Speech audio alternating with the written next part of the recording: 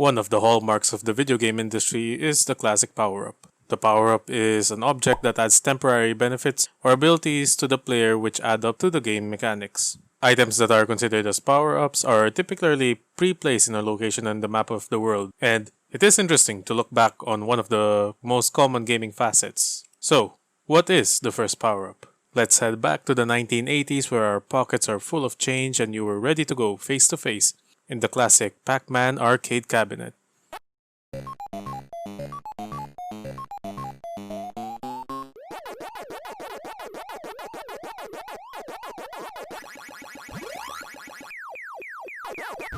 The goal is simple.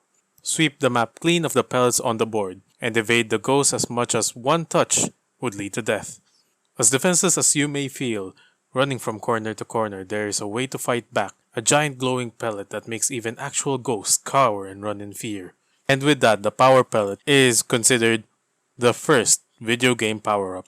After that, gaming embraced power-ups, even adding variety to it. An example would be Saberwolf, a 1984 ZX Spectrum home computer action-adventure game released by British video game developer Ultimate Play.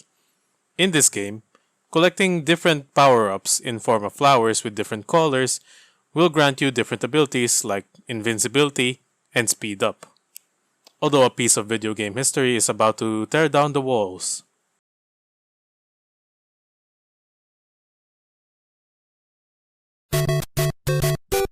The original Super Mario Bros. For the Nintendo Entertainment System revolutionized and standardized the use of power-ups with the birth of the iconic Super Mushroom, Star, Fire Flower, and the mushroom's green and overlooked brother, Luigi. The one-up. The Super Mushroom grants you the ability to be bigger and take one more hit, as Mario in the game takes only one hit to die. The Star, on the other hand, gives you temporary invincibility. The Fire Flower gives you the ability to throw out fireballs.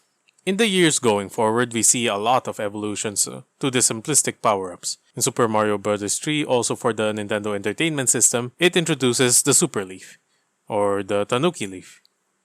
This leaf would give Mario raccoon ears and tails which helps him spin to eliminate enemies and to glide down to the ground.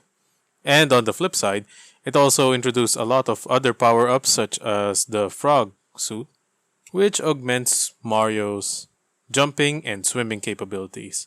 The other notable power-ups in this game would be the Hammer Suit and the Goomba Shoe. After that, the Super Mario franchise got a lot more of power-ups over the years.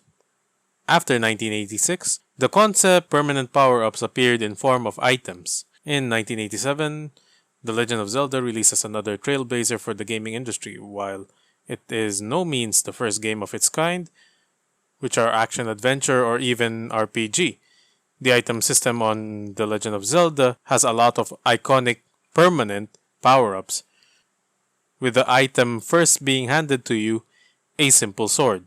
While yes, it gets the job done, later on in your adventure it becomes a magical sword that can shoot projectiles. Also, later on your adventure you get a bow, a better shield, boomerangs, bombs, and other items that would aid your journey.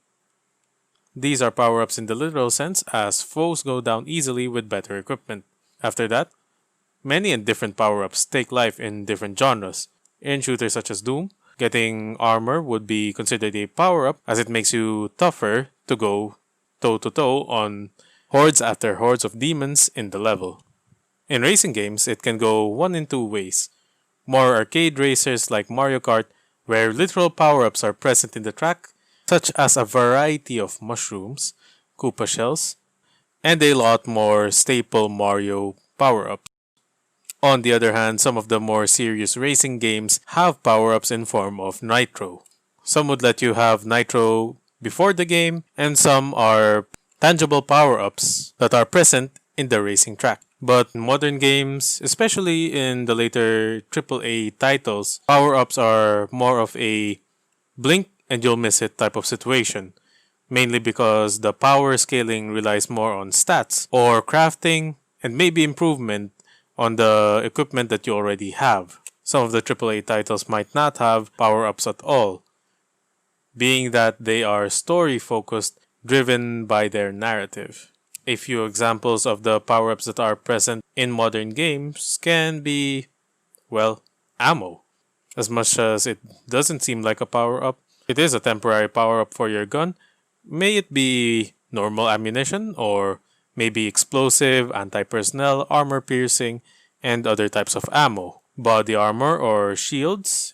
And specifically in Monster Hunter World and soon Monster Hunter Rise, they have the endemic life system, which are forms of plants or bugs that provide the player temporary status effects that would help in their hunt. And Devil Breakers from Devil May Cry 5 is one of the few notable modern game power-ups, and props to Capcom for keeping the power-up tradition alive. All in all, I personally love the use of power-ups, especially when they are well implemented. They give so much replayability to games, trying out each and every power-up, having no power-ups. It's just great to experiment and run around knowing you have a boost. And with that, that's my retrospective and thoughts on power-ups. If you liked the video, hit that like button, subscribe, and share this to your friends. And I hope I stayed on the mark. Thank you very much.